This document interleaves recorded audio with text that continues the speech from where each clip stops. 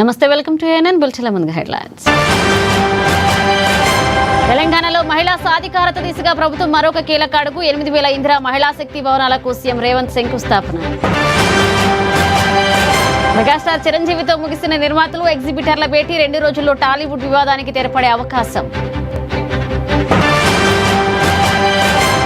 Ebola ముప్పుపై కేంద్ర ఆరోగ్య శాఖ మంత్రి జేపీ నడ్డా సమీక్ష. సరిహద్దుల దగ్గర తక్షణమే స్క్రీనింగ్ నిర్వహించాలని ఆదేశం. భాగ్యనగరంలో మారిన వాతావరణం. ఐటీ కారిడార్తో పాటుగా పాత బస్తీ, ఎల్బీనగర్ జోన్లలో వర్షం.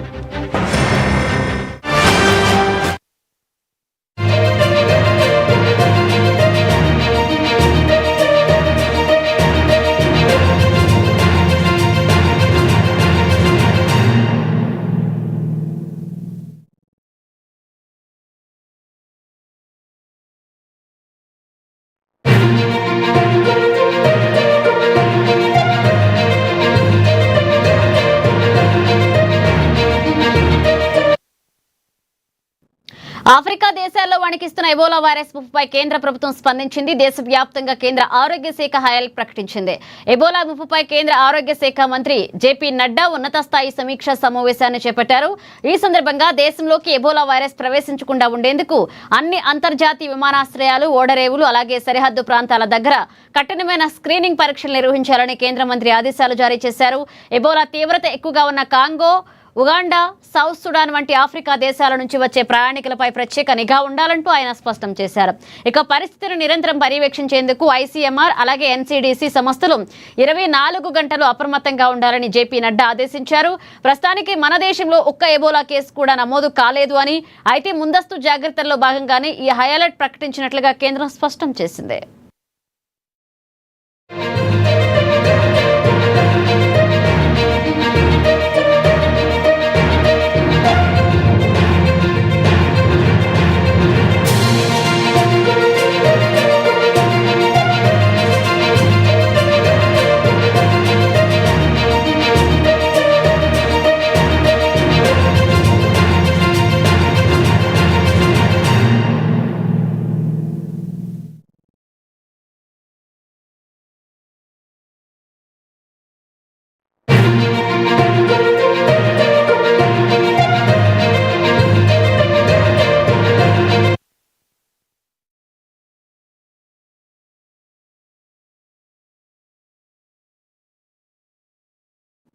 తెలంగాణలో మహిళా సాధికారత దిశగా ప్రభుత్వం మరొక కీలక అడుగు వేసింది. మహిళలు స్వశక్తితో ఎదిగినప్పుడే రాష్ట్రం ఆర్థికంగా నిలబడుతుందని ముఖ్యమంత్రి రేవంత్ రెడ్డి స్పష్టం చేశారు.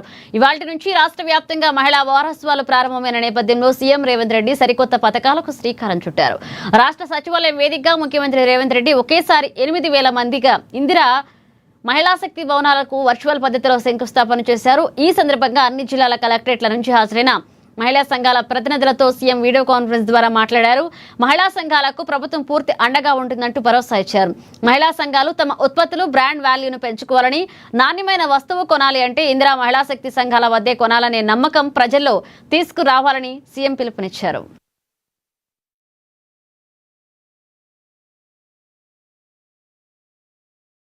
మీరు మంచి కార్యాచరణ పెట్టి పర్యవేక్షించి ఈ మొత్తం 497 భవనాలు అన్నిటిని కూడా డిసెంబర్ 9 లోపల పూర్తి చేసుకోండి. ఆ రోజు పెద్ద ఎత్తున మనం కార్యక్రమాన్ని ఏర్పాటు చేసుకొని పెద్ద ఎత్తున ఉత్సవాలు జరుపుకుందాం.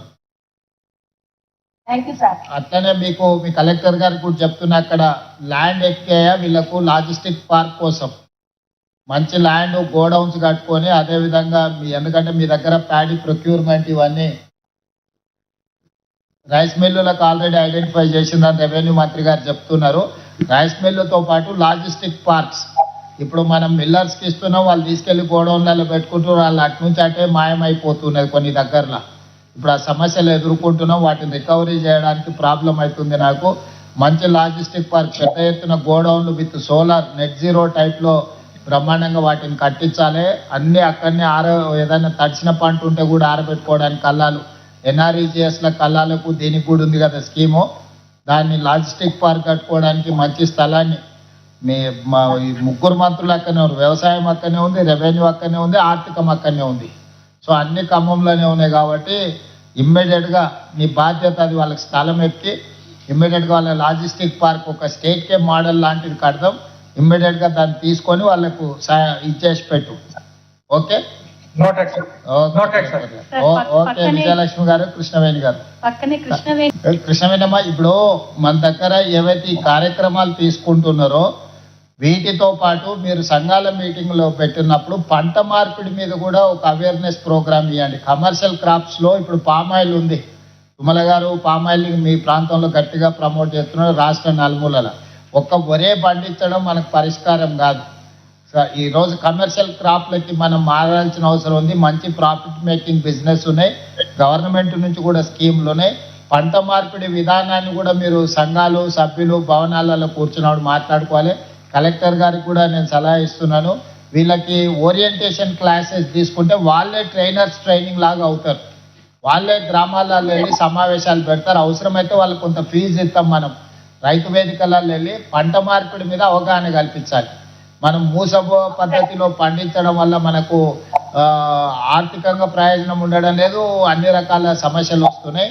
కూరగాయలు, పండ్లు, ఇతర కమర్షియల్ క్రాప్స్ మంచి ప్రాఫిట్ మేకింగ్ బిజినెస్ ఉన్నది. పర్టికులర్ ఖమ్మం ప్రాంతం రైతులు చాలా చైతన్యం ఉన్నవారు మొదటి నుంచి కూడా, ఇప్పుడే కాదు ముందు నుంచి కూడా. ముందు మిర్చి తెచ్చినా, ముందు పత్తి తీసుకొచ్చినా, ముందు ఏ కమర్షియల్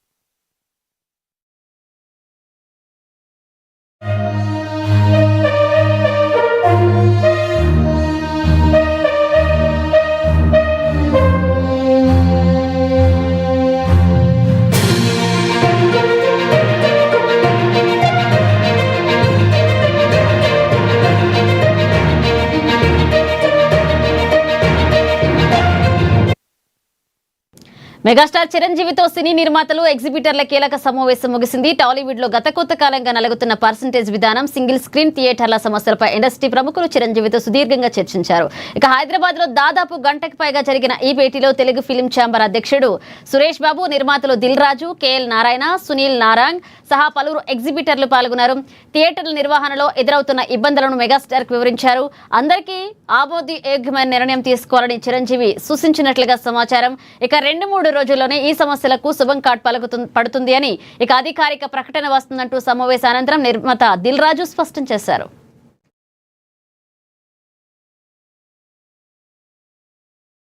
ఈరోజు Telangana chamber exhibitors and Suresh Babu గారు, నేను, కేఎల్ నారాయణ గారు, చిరంజీవి గారిని కలవడం జరిగింది. అల్లు అరవింద్ గారు కూడా వచ్చి జాయిన్ అయ్యారు. సో ఈ పర్సంటేజ్ విధానం మీద ఏదైతే జరుగుతుందో దాని గురించి చిరంజీవి గారికి ఎగ్జిబిటర్స్ తరఫున వాళ్ళందరూ ఎక్స్ప్లెయిన్ చేయడం జరిగింది. సో దానికి ఆల్రెడీ ఛాంబర్ నుంచి ఒక కమిటీ ఏదైతే వేశారో లాస్ట్ 1 వీక్ బ్యాక్, ఆ కమిటీ నుంచి కూడా మొత్తం చిరంజీవి గారు ఏమేమి ఉన్నాయని తెప్పించుకొని రేపు దీనికి సంబంధించి అఫీషియల్గా మళ్ళీ ఛాంబర్ నుంచి రేపు కానీ ఎల్లుండి కానీ మీ అందరికీ అఫీషియల్గా చెప్పడం జరుగుతుంది. సో ఆల్మోస్ట్ చిరంజీవి గారికి కూడా ఈ ఎగ్జిబిటర్స్ నుంచి ఉన్న సమస్యలన్నీ అర్థం చేసుకున్నారు. సో వారు కూడా ఎగ్జిబిటర్స్కి మాట ఇచ్చారు. సో అందరితో మాట్లాడి రేపు ఎల్లుండట్లో ఈ సమస్యని ఎలా కమిటీకి అప్పచెప్పి ఆ కమిటీ ద్వారా ఫినిష్ చేద్దామని చెప్పారు. సో ఎగ్జిబిటర్స్ అందరూ సంతోషంగా ఉన్నారు ప్రస్తుతం. అంటే నిర్మాతలను కూడా ఇప్పుడు కలుస్తున్నారు అని చెప్పి అన్నారు. అది ఇంకా నా వరకు తెలియదు, మరి నీకు తెలిస్తే నువ్వు వాళ్ళకి చెప్తాను. We got a very good response from Megastar Guru Garu. He gave a very good response. మా బాధ విన్నాడు. At least more than 1 hour 10 minutes కూర్చున్నాము. మా బాధ అంతా చెప్పినా ఇట్లా ఇంత ప్రాబ్లం అవుతున్నాయి, ఆయనకి ఇంకా తెలియదు ఇన్ని థియేటర్స్ బంద్ అవుతున్నాయా, ఓకే సింగిల్ స్క్రీన్స్ ఇన్ని ప్రాబ్లమ్స్ ఉన్నాయా అని చెప్పిండు. వాళ్ళు ఇప్పుడు అంతా ఎవరైతే కమిటీ వేసిరో వాళ్ళ ఏదైతే బాడీ ఉందో వాళ్ళతో కూడా పిలిచి మాట్లాడుతా అన్నాడు. మేము కూడా రేపు ఒక దినం మా ఎగ్జిబిటర్స్తో కూడా కూర్చొని మాట్లాడి will give the final decision ఏంది ఏం సంగతి అని. Thank you very much. అస్సలు మళ్ళీ అదే టాపికే వద్దు, మీకు హైలైట్ కావటాన్ని అడగకండి. సమస్యని ఇండస్ట్రీకి సంబంధించింది అది. సో చిరంజీవి గారు కూడా ఎగ్జిబిటర్ తరపున అన్ని తెలిసాయి కాబట్టి కేంద్ర ప్రభుత్వం అనుసరిస్తున్న ప్రజా వ్యతిరేక విధానాలపై జగిత్యాల జిల్లా కాంగ్రెస్ పార్టీ ఆధ్వర్యంలో భారీ నిరసన కార్యక్రమాన్ని చేపట్టారు. కేంద్రం మక్కలు వరి ధాన్యానికి మద్దతు ధర ప్రకటించకుండా రైతులను ఇబ్బందులు పాలు చేస్తుందని, పెట్రోల్ డీజిల్ ధరలు పెంచి సామాన్యుల నడుము విరుస్తోందంటూ కాంగ్రెస్ శ్రేణులు ఆరోపించాయి. ఇక రైతులు ప్రజలతో కలిసి జిల్లా కేంద్రంలోని ఓల్డ్ హై స్కూల్ నుండి ఆర్డీఓ కార్యాలయం వరకు భారీ పాదయాత్ర నిర్వహించారు. ఈ నిరసనలో మంత్రి Laxman Kumar, MLA Sanjay Kumar, municipal chairperson Vani Srinivas, DCC అధ్యక్షుడు గాజంగి నందయ్య తదితరులు పాల్గొని అనంతరం ఆర్డీఓ కార్యాలయంలో వినతి పత్రం అందజేశారు.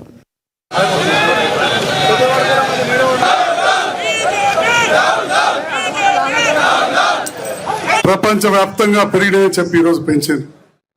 మరి ఇదే బీజేపీ ప్రభుత్వం, ఎన్డీఏ ప్రభుత్వం వచ్చిన తర్వాత పెట్రోల్ డీజిల్ ధరలు ఆల్ టైమ్ లో పూర్తి స్థాయిలో తక్కువ 2021 వచ్చినాయి.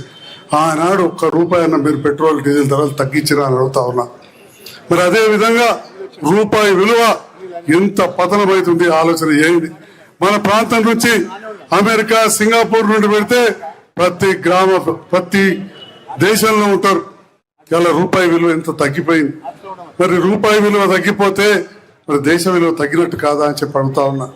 మతం ప్రాతిపదిక మీద మాట్లాడతారు. మరి ఇప్పుడే మాట్లాడారు మా సోదరి. మరి మతం ప్రాతిపదిక ఇక్కడ మాట్లాడతారు.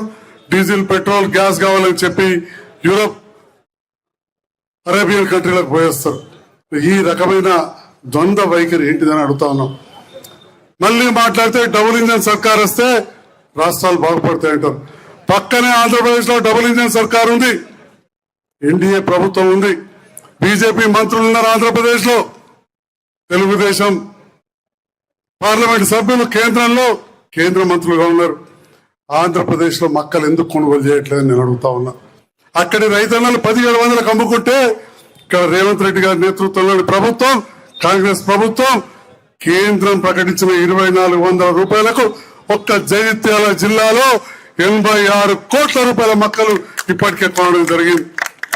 ఒక్క రాయకల్ మార్కెట్ కు 1,08,000 సంచులు మనం పంపినామని చెప్పి సందర్భంగా తెలియజేస్తా ఉన్నాం.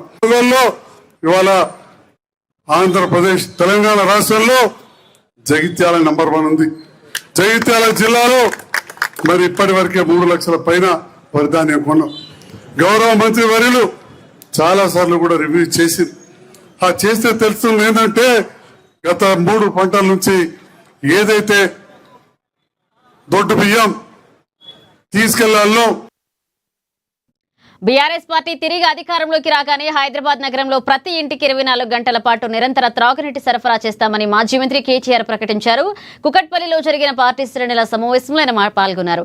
గత కాంగ్రెస్ ప్రభుత్వాల హయాంలో కరెంటు, నీటి కోతలు ఉండేవని, కేసీఆర్ పట్టుదలతో 24 గంటల కరెంటు ఇచ్చినట్లుగానే భవిష్యత్తులో 24 గంటల సురక్షిత త్రాగునీరు అందించేందుకు బాధ్యతను తానే స్వయంగా తీసుకుంటా అంటూ స్పష్టం చేశారు. అలాగే ప్రస్తుత కాంగ్రెస్ ప్రభుత్వంపై సీఎం రేవంత్ రెడ్డిపై ఆయన విమర్శలు గుప్పించారు.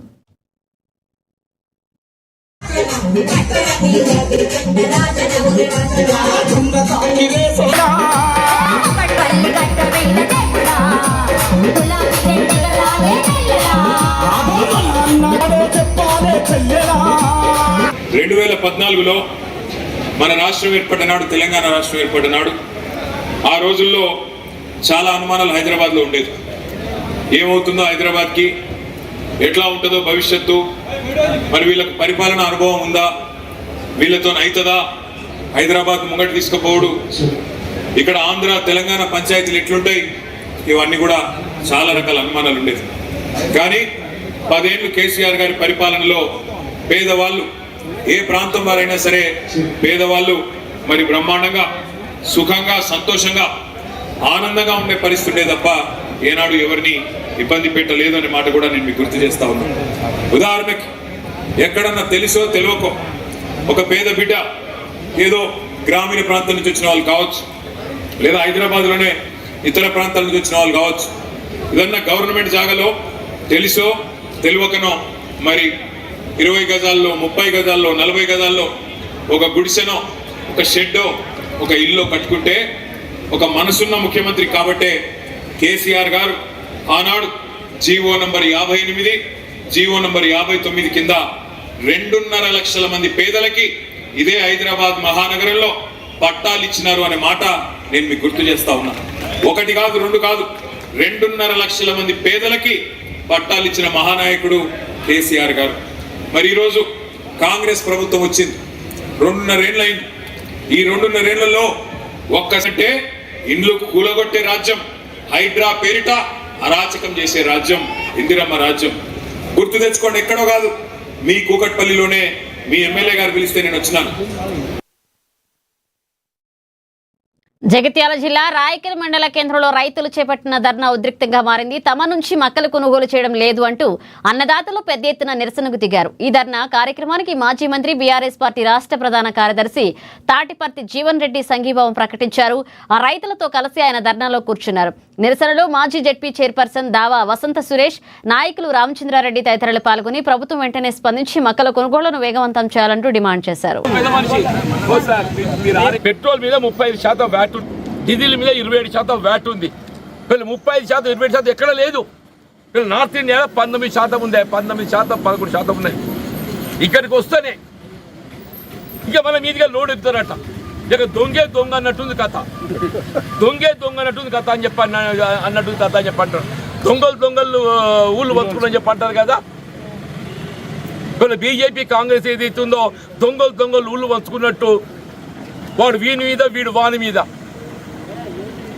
ఇలా ఏదైతుందో పెట్రోల్ డీజిల్కి ఏమో కాంగ్రెస్ ధర్నా చేస్తుందట, వడ్లు కొంటలేదంటే బీఆర్ఎస్ ధర్నా చేస్తా, బీజేపీ ధర్నా చేస్తుందట. ఎట్లనే చెప్పంటాను నేను. మళ్ళీ ఇదే కాంగ్రెస్ అంటది బీజేపీలు మా అడ్లు కొంటలేరు. మరి వాళ్ళు అడ్లు కొనేందుకు ఇక్కడ దాకా వచ్చిందా? మరి రాష్ట్రంలో అధినేత ఎవరు? రేవంత్ రెడ్డి. కేంద్రంలో అధినేత ఎవరు? మోడీ గారు. ఇద్దరు భాయి అని చెప్పిన ఒకరి మీద ఒకరు పక్కన కూర్చొని ఇకిలు ఇచ్చి నవ్వుతారు. అటువంటి మరి రాష్ట్రానికి సంబంధించిన ఒక సమస్య పరిస్థితులు చేయాలి కదా. ఇప్పుడు వరిధాన్యం కానీ, మొక్కతోనే కానీ, పెట్రోల్ కానీ, డీజిల్ కానీ, మా ఆటో కార్మికులే వాళ్ళు ఎక్కడున్నో వాళ్ళని చూస్తే భయం అవుతుంది. మన రైతుల పరిస్థితి ఎట్లుందో ఆటో కార్మికుల పరిస్థితి ఎట్లుంది. నెలకు 1000 రూపాయలు ఇస్తున్నారు వాళ్ళకు. 30 మాసాలు గడిచింది. ఇంతవరకు ఏ ఒక్క నెల 1000 రూపాయలు కూడా కాదు, 1 రూపాయి కూడా ఇవ్వలేదు చెప్పంటాడు. ఇక మిగిలిన 30 మాసాలు ఉన్నది. ఈ 30 మాసాలు నెలకు 2000 ఇచ్చినట్టయితే పేన 30 మాసాలది వాళ్ళకి నిడుతుంది. వాళ్ళ పెట్రోల్ డీజిల్ ధరలు పెరగడంతో ముందు అత్యధిక భారం పడే ప్రజల మీద ఎట్లా పడుతుందో ఆటో కార్మికులు, క్యాబ్ డ్రైవర్లు వాళ్ళ మీద పడుతుంది. వాళ్ళ తల 2000 రూపాయలు నెలకి ఇచ్చి ఆదుకోవాలని చెప్పి కోరుతున్నా. ముఖ్యంగా రైతాంగ సమస్యల పరిష్కారం వీళ్ళ ప్రభుత్వ బాధ్యత. వీళ్ళ బీఆర్ఎస్ పార్టీ రైతుల పక్షాన వీళ్ళు మేము ఎప్పటికీ సిద్ధంగా ఉంటామని చెప్పంటూ నేను మేము రైతు కుటుంబంలోకి వచ్చినటువంటి వాళ్ళం, రైతు సమస్యలు తెలిసినటువంటి వాళ్ళం. కాబట్టి ఏదైతుందో తెలంగాణ రాష్ట్రంలో ధాన్యం కొనుగోలుకు ప్రభుత్వం నిరంతరం శ్రమిస్తుందని ఎమ్మెల్యే కోమటిరెడ్డి రాజగోపాలరెడ్డి స్పష్టం చేశారు. ఈసారి రాష్ట్రంలో అధిక మొత్తంలో ధాన్యం దిగుమతి రావడంతో కొనుగోళ్లలో కొంత ఆలస్యం జరుగుతుందని ఆయన పేర్కొన్నారు. యాదాద్రి భువనగిరి జిల్లా చౌటుప్పల్ మండలం అంకిరెడ్డిగూడ గ్రామంలో రైతులు ధాన్యం నిల్వల కోసం జిల్లా కలెక్టర్తో మాట్లాడి ప్రభుత్వం తరపున 12,000 మెట్రిక్ టన్నుల సామర్థ్యం గల ప్రైవేట్ గోదాముకు ఏర్పాటు చేయించారు. ఈ గోదామును ఆయన స్వయంగా పరిశీలించారు. చౌటుప్పల్, నారాయణపురం మండలాల్లో గతంలో కంటే 4 రెట్లు ధాన్యం దిగుమతి పెరిగిందని, అలాగే పశ్చిమ బెంగాల్ ఎన్నికల కారణంగా హమాలీల కొరత ఏర్పడిందని తెలియజేశారు. నాకు తెలిసిన మరుక్షణమే కలెక్టర్ గారికి ఫోన్ చేసింది. ఇమ్మీడియట్గా నోటీస్ ఇచ్చి హ్యాండ్ ఓవర్ చేసుకోమని చెప్పినాను. ఏది 4 రోజుల కింద. నాకు అది ముందే తెలిసి ఉంటే ఇది 15 రోజుల కిందనే గోడౌన్లని ఐడెంటిఫై చేయడము లేట్ అవ్వడం వల్ల ఆలస్యం జరిగిన మాట వాస్తవము. జనరల్గా మామూలుగా 150,000 క్వింటాల దిగుబడి వచ్చే చౌటుప్పల మండలంలో ఈసారి డబుల్ కెపాసిటీ 3 లక్షల క్వింటాల ధాన్యం దిగుబడి వచ్చింది, ఉత్పత్తి జరిగింది. అదేవిధంగా నారాయణపూర్ మండలంలో 50,000 వచ్చే దగ్గర దాదాపు 2 లక్షల క్వింటాళ్ళు ధాన్యం ఈసారి ఉత్పత్తి, అంటే 4 రెట్లు. ఈసారి అనుకోకుండా ధాన్యం ఉత్పత్తి పెరగడం వల్ల రెండో కారణం ఏంటంటే సడన్ గా ధాన్యం ఉత్పత్తి పెరగడం వల్ల నిల్వ సామర్థ్యం లేదు, నెంబర్ 1. నెంబర్ 2, మనకు ఈ వెస్ట్ బెంగాల్ ఎలక్షన్ రావడం వల్ల హమాలీల కొరత ఆ 15 రోజులు ఎలక్షన్ టైంలో మనకు ఎఫెక్ట్ అయింది. మూడోది, మిల్లర్లు కూడా కొన్ని రకాల రాజకీయం చేసి ప్రభుత్వంతో వాళ్ళు బ్లాక్ మెయిలింగ్ ధోరణిలో కొందరు మిల్లర్లు ప్రవర్తించడం వల్ల ధాన్యం సేకరణ విషయంలో ఆలస్యమైన మాట వాస్తవము. మొన్న లాస్ట్ వీక్ ముఖ్యమంత్రి గారి దగ్గర దృష్టికి కూడా తీసుకుపోయినాం. ఉత్తమ్ కుమార్ రెడ్డి గారు సివిల్ సప్లై మినిస్టర్ ఎప్పటికప్పుడు పర్యవేక్షణ చేస్తుండ్రు. తప్పకుండా రైతులకు అసౌకర్యం జరిగింది, ఆలస్యం జరిగిన మాట వాస్తవం. ప్రభుత్వం తరఫున నేను క్షమాపణ కూడా చెప్తున్నాను. ఎందుకంటే మనం అనుకున్న దానికంటే డబల్ 3 రెట్లు ఎక్కువ వచ్చింది. రైతులకు ఇబ్బంది అయింది. కళ్ళాలల్లా 15 రోజుల నుంచి రైతులు ఇబ్బంది పడుతున్నారు. ఆ మాట వాస్తవం. అందుకనే మేము కూడా చింతిస్తున్నాం అందరం. డెఫినెట్ గా రైతుల కోసం ఈ ప్రభుత్వం ఎప్పుడు కూడా ఇంకొక 1,00,000 టన్నులకు తిరుమలగిరి అని సూర్యాపేట మండలం అక్కడ ఒకటి ఉన్నది, అది కూడా తీసుకోమని చెప్పిన. ఇప్పుడు అడిషనల్ కలెక్టర్ గారితో మాట్లాడినా వచ్చే 10 రోజుల్లో ఈ ధాన్యం సేకరణ ఎప్పుడు ఇంత ప్రాబ్లం రాలే, ఈసారి వచ్చింది ప్రాబ్లం. ఈసారి దిగుబడి ఎక్కువ రావడం. తెలంగాణ రాష్ట్రంలో రైట్ టు ఎడ్యుకేషన్ చట్టాన్ని సమర్థవంతంగా సక్రమంగా అమలు చేయాలని బీసీవై పార్టీ డిమాండ్ చేసింది. ఈ మేరకు హైదరాబాద్ జిల్లా అదనపు కలెక్టర్ను కలిసి బీసీవై పార్టీ పీఏసీ సభ్యుడు మిక్కల వివేక్ యాదవ్ వినతి పత్రం సమర్పించారు. పేద ఆర్థికంగా వెనుకబడిన వర్గాల విద్యార్థులకు నాణ్యమైన విద్యను అందించేందుకు ప్రభుత్వం తక్షణమే కఠిన చర్యలు తీసుకోవాలని ఆయన కోరారు. వచ్చే విద్యా సంవత్సరం నుంచే ఈ చట్టాన్ని ఖచ్చితంగా అమలు చేయాలన్నారు.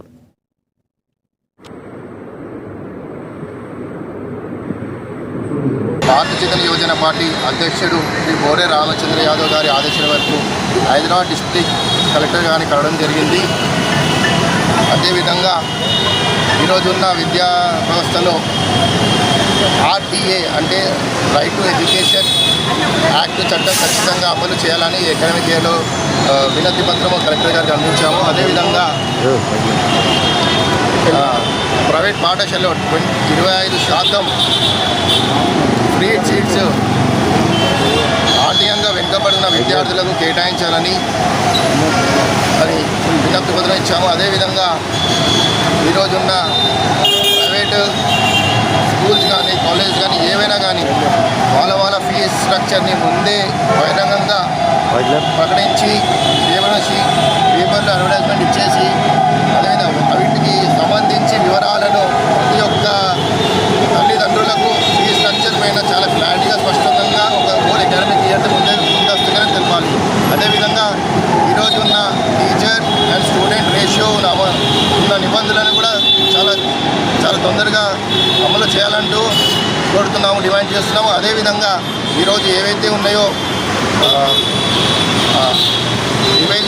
ఈరోజు అన్రిజిస్టర్డ్ స్కూల్స్ ఏదో పనులు వసూలు చేస్తుంటూ విద్యా సంస్థను ఒక వ్యాపారంగా చేస్తున్న వాళ్ళపైన ఇన్స్టిట్యూట్స్ పైన పాఠశాలలపైన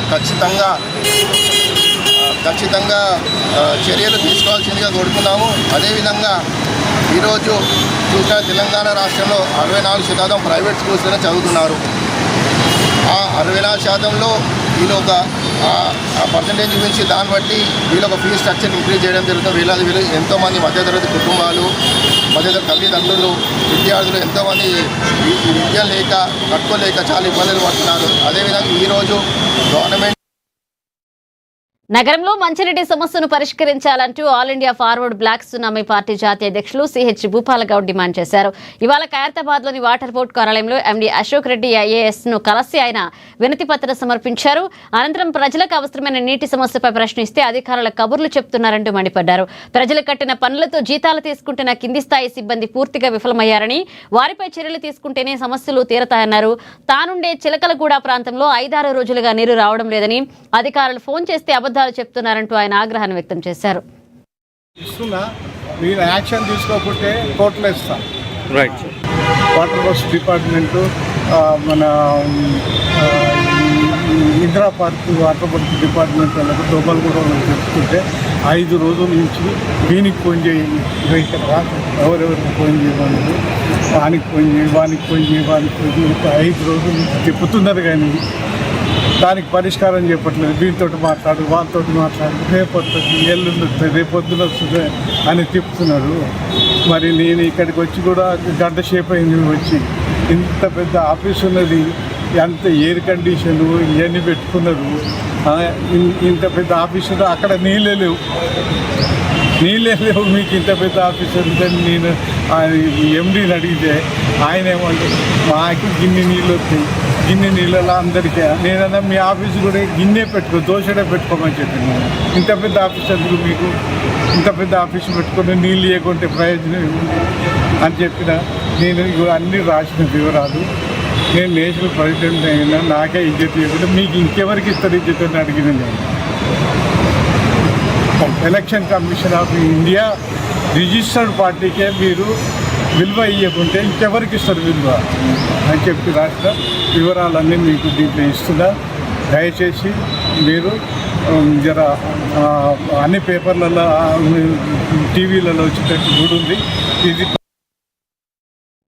హైదరాబాద్ ముషీరాబాద్ పరిధిలోని పలు ప్రైవేట్ పాఠశాలలు విద్యను వ్యాపారంగా మార్చి తల్లిదండ్రులపై తీవ్ర ఆర్థిక భారం మోపుతున్నాయంటూ స్థానిక తల్లిదండ్రులు, ప్రజా సంఘాల నాయకులు ఆగ్రహాన్ని వ్యక్తం చేశారు. ప్రభుత్వ నిబంధనలకు విరుద్ధంగా పుస్తకాలు, యూనిఫామ్లను పాఠశాలలోనే అధిక ధరలకు కొనాలని బలవంతం చేస్తున్నారని ఆరోపించారు. దీనివల్ల పేద, మధ్యతరగతి కుటుంబాలు నలిగిపోతున్నాయని, అలాగే ఎస్సీ, ఎస్టీ, బీసీ, మైనారిటీ వర్గాలకు దక్కాల్సిన సంక్షేమ ఫలాలు అందడం లేదు అంటూ ఆవేదన చెందారు. ఈ దోపిడీపై చర్యలు తీసుకోవాలని Musheerabad zone deputy educational officer Lakshman Singh కు వినతి పత్రం ఇచ్చారు. ముఖ్యమంత్రి రేవంత్ రెడ్డి వెంటనే స్పందించి ఈ దోపిడీని అరికట్టకపోతే రాష్ట్ర వ్యాప్తంగా పెద్ద ఎత్తున ఆందోళనలు చేపడతామని హెచ్చరించారు. 2009 విద్యా హక్కు చట్టం ప్రకారము ఎస్సీ, ఎస్టీ, బీసీ, మైనారిటీ వర్గాల పేద పిల్లలకు 25% ప్రైవేట్ స్కూల్లో రిజర్వేషన్ కల్పించాలని చెప్పి చట్టం ఉంది. కావున చట్టం ఉన్నాక దాదాపు మన 10 సంవత్సరాలు పరిపాలించిన కేసీఆర్ అయినా సరే, ఇప్పుడు వచ్చిన రేవంత్ రెడ్డి అయినా సరే ఆ చట్టాన్ని ఇంప్లిమెంట్ చేసలేరు. అంటే ఎందుకు ఇంప్లిమెంట్ చేసలేరు అంటే వీళ్ళకు విద్య మీద బడ్జెట్, విద్యాశాఖ బడ్జెట్ డబ్బులు ఖర్చు పెట్టే, పేద పిల్లల మీద డబ్బు ఖర్చు పెట్టే ఉద్దేశం లేదు కాబట్టి దీన్ని ఇంప్లిమెంట్ చేసలేరు. ఇంకొక విషయం, ప్రైవేట్ స్కూళ్ళ వీళ్ళు బుక్స్ కానీ యూనిఫామ్స్ కానీ అమ్మొద్దు, చట్ట వ్యతిరేకం. అది గిట్లా వీళ్ళు అమ్ముతున్నారు. వీళ్ళు ప్రభుత్వం దాని మీద ఇట్లా ఏమి యాక్షన్ తీసుకుంటలేదు. ఎందుకు తీసుకుంటలేదు అంటే ఈ ప్రైవేట్ స్కూళ్ళ నుంచి పార్టీ ఫండ్ వీళ్ళకు రేవంత్ రెడ్డికి అన్ని ప్రధాన పార్టీలకు అన్నిటికీ పోతుంది కాబట్టి మీరు ఎంతైనా దోచుకోరు, మేము మిమ్మల్ని ఏమనము. 25% రిజర్వేషన్ ఉన్నా దాని మీద వీళ్ళు చర్య తీసుకోరు. వీళ్ళు ఫీజులలో దోపిడీ చేసిన వీళ్ళు యాక్షన్ తీసుకోరు. వాళ్ళు బుక్కులు, వాళ్ళు అన్ని బిజినెస్, విద్యను మొత్తం వ్యాపారంగా చేసి అంత హీనంగా చేస్తున్నాక ఇట్లా ప్రభుత్వము రేవంత్ దీని మీద చర్య తీసుకోవాలని చెప్పి ఎట్లయినా చట్ట ప్రకారం ఉన్న 2009 విద్యా హక్కు చట్ట ప్రకారం దాని పిల్లలకు ఇంప్లిమెంట్ ఈ సంవత్సరం నుంచి ఆయన ఇంప్లిమెంట్ చేయాలని చెప్పి మేము ధర్మ సమాజ్ పార్టీని డిమాండ్ చేస్తున్నాము. ఈ ప్రైవేట్ రంగారెడ్డి జిల్లా కోహెడ గ్రామంలో తీవ్ర ఉద్రిక్తత నెలకొంది. Fruit market, sub register office నిర్మాణం కోసం రైతుల భూములను బలవంతంగా లాక్కోవడానికి ప్రభుత్వం కుట్ర చేస్తోంది అంటూ అన్నదాతలు తీవ్ర ఆగ్రహాన్ని వ్యక్తం చేశారు. భూసేకరణ కోసం జేసీబీలతో రంగంలోకి దిగిన RDO, MRO, market committee chairman ను గ్రామ రైతులు అడ్డుకున్నారు. ఈ క్రమంలో అధికారులకు రైతులకు మధ్య వాగ్వాదం, ఘర్షణ చోటు చేసుకుంది. భూసేకరణను అడ్డుకుంటూ ఓ వృద్ధురాలు జేసీబీ వాహనం ముందుకు వెళ్లకుండా రోడ్డుపై పడుకుని సాహసోపేత నిరసన తెలిపారు. ప్రాణం పోయినా భూములు ఇచ్చే ప్రసక్తే లేదు అంటూ మన్నుటెండను సైతం లెక్క చేయకుండా వందలాది మంది రైతులు, మహిళలు రోడ్డుపై బైఠాయించారు. ఈ కోయడ రైతుల పక్షాన నిలబడ్డందుకు 100 కేసులు కానీ నేను భయపడను. ఇవాళ మాట్లాడినా సరే నేను భయపడను. అశోక్ రెడ్డి సార్ కాదు, వారు చట్టానికి వారు లోపడాల్సిందే. బెయిల్ దొరికితే ఇప్పుడు కట్టెపట్టుకోవద్దు అన్నది సార్ చెప్పే మంచి మాట. మీరు అర్థమైతలేదు. మీరు కట్టెపట్టుకోవద్దు, శాంతియుతంగా చేయాలి. ఇది తెలియదా? ఇది అందరికీ తెలుసు. రేవంత్ రెడ్డి గారి మీద కేసీఆర్ ఉన్నప్పుడు బేడీ వేసి రేవంత్ రెడ్డి గారిని తీసుకెళ్ళలేదా? కాబట్టి ఎవరికైనా తప్పదు. అది మీరు దయచేసి శాంతియుతంగా ఉండాలి. మనం అందరం ఐక్యంగా ఉండాలి. ఐక్యంగా లేకుండా మనం డివైడ్ అయిపోయి ఎవరంతరాలు మాట్లాడి ఆర్గ్యుమెంట్ చేస్తే మాత్రం బాగోదు. నేను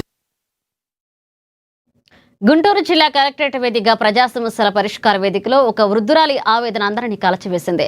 మా పొలం మాకు ఇప్పించి న్యాయం చేయండి, చంపుతామని బెదిరిస్తున్నారు, మాకు రక్షణ కల్పించండి అంటూ రాజధాని ప్రాంతమైన మందడం గ్రామానికి చెందిన 65 ఏళ్ల కూచిపూడి మరియమ్మ కలెక్టర్కు వినతిపత్రం సమర్పించారు. తన అన్నయ్య మరణాంతరం భూమిని దొంగదారులు ఆన్లైన్ రికార్డులు మార్చి సిఆర్డీఏ పూలింగ్ కు ఇచ్చి మోసం చేశారంటూ మాజీ ఎంపీ నందిగాం సురేష్ ప్రధాన అనుచరుడు పాతూరి రాజేంద్రపై ఆమె ఆరోపణలు చేశారు. ఇక దీనిపై సమగ్ర విచారణ జరిపించాలంటూ బాధితురాలు వేడుకుంటున్నారు.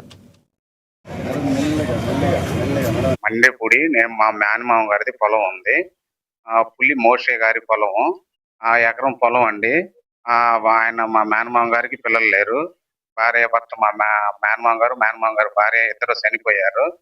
వేరే అతను, అసలు ఆ ఇంటికి సంబంధం, ఆ కుటుంబానికి సంబంధం లేని అతను వచ్చి ఆ పొలం ఆక్రమించేసుకొని వైసీపీ గవర్నమెంట్ లో మమ్మల్ని బెదిరించి, ఆ మధ్యలోకి మమ్మల్ని రానికోకుండా చంపుతామని బెదిరించి, ఎమ్మటపడి రౌడీల్ని పెట్టించి మమ్మల్ని ఆ మధ్యలోకి రానికోకుండా ఆ పొలం ఆక్రమించేసుకొని అమ్ముకున్నాడండి. మమ్మల్ని రానిట్లేదు, మాకు న్యాయం జరగాలని. పులి మోసే పొలం మోసే లేరు. మా మేనమామ గారు చనిపోయారు, లేరు. ఆయన ఇప్పుడు 2001లోనే చనిపోయారు. వీళ్ళు 2019లో మాకు సిఆర్డీకి ఇచ్చి రాపించుకున్నారండి. వాళ్ళందరికీ వాళ్ళే రాపించుకున్నారు. ఫేక్ డాక్యుమెంట్లు పెట్టి మొత్తం ఫేక్ చేసి రాపించుకున్నారు. సీటింగ్ చేసేయడం ఉన్నాయండి. మొత్తం డాక్యుమెంట్స్ ఉన్నాయి. అతను మాకు ఇంకా మీ శాతనైన చేసుకుని పోండి, నేను ఈయన మీ శాతనైన చేసుకోండి, నేను నీకు రూపాయి కూడా ఇవ్వండి. డేటా ఎంట్రీ ఆపరేటర్లు చేసిన చిన్న తప్పు ఒక నిరుద్యోగి జీవితాన్ని నడిరోడ్డుపై నిలబెట్టింది. తనకు రావాల్సిన ఉద్యోగం వేరే వాళ్లకు వెళ్లిపోయింది అంటూ గౌని జయరాములు అనే అభ్యర్థి గుంటూరు పీజీఆర్ఎస్ లో కలెక్టరేట్ కు మొరపెట్టుకున్నారు. ఇక పిడుగురాళ్ల గవర్నమెంట్ హాస్పిటల్లో ఎమర్జెన్సీ మెడికల్ టెక్నీషియన్ పోస్టుకు దరఖాస్తు చేసుకోగా మార్కుల నమోదులో జరిగిన పొరపాటు వల్ల మెరిట్ ర్యాంక్ 2 నుండి 34కు పడిపోయిందంటూ బాధితుడు ఆవేదన వ్యక్తం చేస్తున్నారు. అధికారులు మంత్రుల చుట్టూ తిరిగినా స్పందన లేకపోవడంతో కలెక్టరేట్ ను ఆశ్రయించారు.